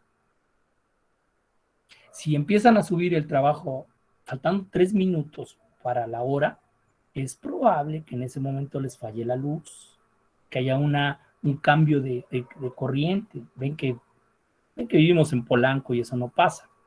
Pero puede ocurrir, ¿no? Entonces, si por alguna circunstancia no alcanzan a entregar a tiempo, con la pena, ¿para qué le arriesgan? Pueden entregarlo el jueves, tempranito, ¿sí? Su internet de $1,000, por supuesto. Entonces, no se arriesguen, cuidado, porque pueden tener una mala experiencia y no vaya a ser que en esta materia vayan a irse a extraordinario, porque recuerden que esa segunda vuelta es irse a extraordinario. Entonces, cuidado. Y sí, me van a decir, tengo el derecho de hacer segunda vuelta. Sí, por supuesto. Tienes derecho. Que lo pases, quién sabe. Ese es el problema. Imagínate. Entonces, ¿para qué te arriesgas? Tienes todo el martes, todo el miércoles, todo el jueves. Y bueno, levántate temprano. y sube el maldito trabajo. Ahora, si lo empiezas a hacer a las 9 de la mañana, cuidado. Ahí sí, ya mejor ni lo hagas. No vas a tener la posibilidad de nada. Y pues eso es todo, chicos. Ya que no quieren comentar nada, preguntar nada. Se exenta los 3 primeros periodos con 9. Así es, o con 27 puntos. ¿Sí? No es colección. No sé de dónde sea esta cosa. No, pues, aparecen aquí en la casa. Antes sí compraba. Como lo que sea. Ayer estaba tomando té, me quitaron el café. Estoy tomando té bien. Vean. Parezco inglés, ¿no? Venido a menos. Entonces, pues agarro lo que sea, hasta en un vaso. Pero bueno, vamos. ¿Qué más? ¿Nada? ¿Ya? ¿Ahora sí? ¿Quieren librarse de mí ya? Pues bueno. Pues un gusto haberles dado clase, chicos, durante ¿cuánto tiempo? Durante mucho tiempo. Casi 8 Sí, profesor. 8 meses, ¿no? 8 meses. 8 meses. Sí. 8 meses. O sea, el niño ya se logra, por supuesto. Y bueno, pues nada. Adelante, chicos. Suerte en todos sus proyectos, suerte en su vida.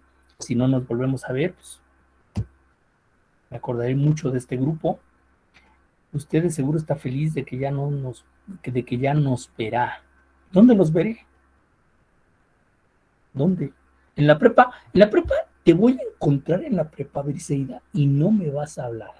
Te lo apuesto. Eso sí, cuando vea, por ejemplo, a Eli, que nunca me habla, que me odia, a Damaris, a Alison, a todos, los voy a ver y les voy a dar un abrazo, a Frida, a todos. Aunque no me peleen, aunque me digan, oye, ¿esto qué le pasa? No me importa, por supuesto.